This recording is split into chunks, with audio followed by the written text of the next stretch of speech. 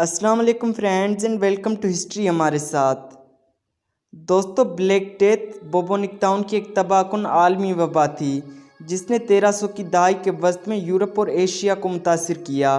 یہ طاعون اکتوبر 1347 عیسوی میں یورپ پہنچا جب بحیرہ اسود سے 12 بحری جہاز سسلین کی بندرگاہ میسینا پر پہنچ گئے۔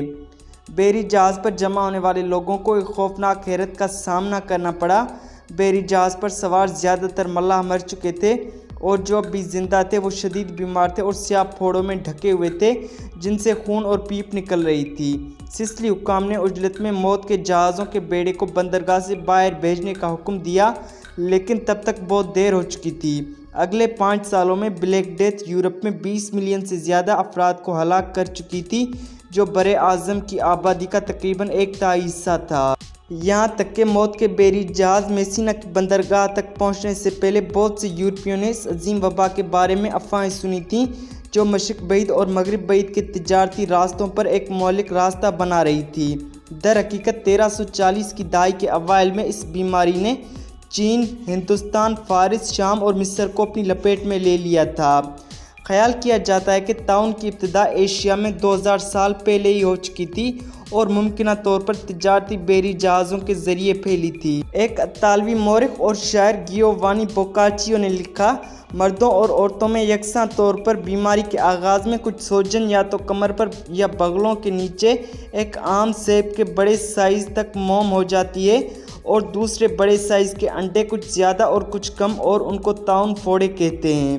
ان عجیب و غریب سوجنوں سے خون اور پیپ نکلتی تھی، جس کے بعد دیگر ناخوشگوار علامات جیسے بخار، سردی لگنا، الٹی، درد اور پھر مختصر ترتیب میں موت ہو جاتی ہے۔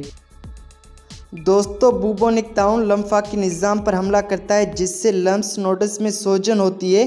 اگر علاج نہ کیا جائے تو انفیکشن خون یا پھیپھڑوں میں پھیل سکتا ہے۔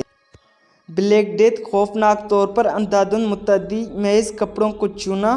بوکاکیو نے لکھا ہے، بذات خود اس بیماری کو چھونے والے تک پہنچانے کے لیے یہ ظاہر ہوا بیماری بھی خوفناک حد تک مؤثر تھی۔ جو لوگ رات کو سونے کے وقت بالکل صحت مند تھے وہ صبح تک مر سکتے ہیں۔ اسی اثنا میں گھبراہٹ میں صحت مند لوگوں نے بیماروں سے بچنے کے لیے ہر ممکن کوشش کی۔ ڈاکٹروں نے مریضوں کو دیکھنے سے انکار کر دیا، پادریوں نے آخری رسومات ادا کرنے سے انکار کر دیا اور دکانداروں نے اپنی دکانیں بند کر دیں۔ بہت سے لوگ شہروں سے بھاگ کر دیہی علاقوں میں چلے گئے، لیکن وہاں بھی وہ اس بیماری سے نہیں بچ سکے۔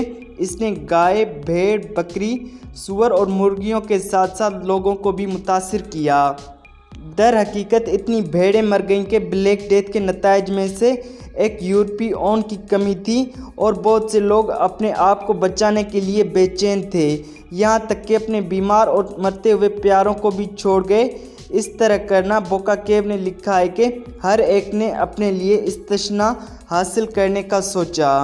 دوستو، چونکہ وہ بیماری کی حیاتیات کو نہیں سمجھتے تھے، بہت سے لوگوں کا ماننا تھا کہ طاعون ایک قسم کی الہی سزا تھی۔ لالچ، توہین، بدعت، زنا اور دنیا پرستی جیسے خدا کے خلاف گناہوں کا بدلہ۔ اس منطق سے طاعون پر قابو پانے کا واحد طریقہ خدا کی بخشش حاصل کرنا تھا۔ کچھ لوگوں کا خیال تھا کہ ایسا کرنے کا طریقہ ان کی برادریوں کو بدعتوں اور دیگر فسادوں سے پاک کرنا تھا۔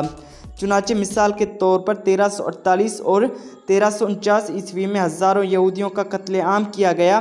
ہزاروں مزید مشرقی یورپ کے کم آبادی والے علاقوں میں بھاگ گئے۔ وہ شہروں میں بھٹکنے والے ہجوم سے نسبتاً محفوظ رہ سکتے ہیں۔ کچھ لوگوں نے اپنے پڑوسیوں پر کوڑے مار کر بلیک ڈیتھ کی وبا کی دہشت اور غیر یقینی صورتحال کا مقابلہ کیا۔ دوسروں نے اندر کی طرف مڑ کر اور اپنی جانوں کی حالت کے بارے میں پریشان ہو کر مقابلہ کیا۔